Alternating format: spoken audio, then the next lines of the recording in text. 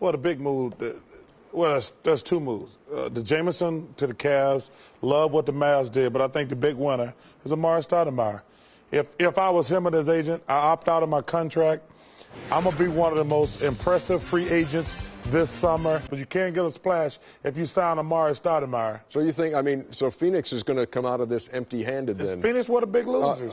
And do you see Steve Kerr's point when he talks about, look, if it's not going to make the team better, I'm not going to give him away. Do you see that thinking? I don't, because he's only going to be there one more year. And so you got to get something for him. Now you might get robbed by the trading deadline next year, and no team is going to give you a lot because he can be a free agent. And the question is simple, Ernie. Am I going to give him $100 million, basically? We're not contenders. You know, I hate to break it to the Suns, but they're the number 7 seed. And you can't give a guy, you're paying Grant Hill, you're playing Steve Nash. If you're not, I have a firm, I said the same thing last summer about Gilbert Arenas. I can't, as a general manager, give a guy $100 million if we're not contenders. Right. I truly believe that. Well, whichever. We can talk more about these guys. Any other moves that, Kevin, that you want to talk about? Yeah, I think the Butler move and Brendan Haywood to Dallas, and just talk about that a little bit. What it did is Dallas was going this way. Dallas was really struggling when they make that trade. And I tell you, I think the Dallas fans, the Dallas players that were there, Dirk and Jason Kidd, they're excited about it now. They're rejuvenated. Jet.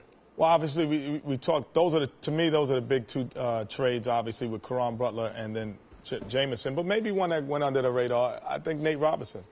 I think Nate Robinson is a guy with Eddie. He does what Eddie House does ×2. One of the top 6 or 7 guys off the dribble, hardest to contain in the NBA. Bringing him off your bench, get you a guy who can get you 20. Win these nights like tonight when you have 11-point fourth quarter. You wouldn't have had an 11-point fourth quarter if you had Nate Robinson. I'm going to test your memory. 15 years ago. Remember where you were on the trade deadline? The night of the trade deadline 15 years ago, 1995. Something interesting happened. I think, was I in Cleveland? No, 1995. When did you win titles in Houston? 94, 95? Yeah. No, I'm talking, were we playing Cleveland? No, you were not. You were home against Detroit. And Scott Brooks was traded at halftime.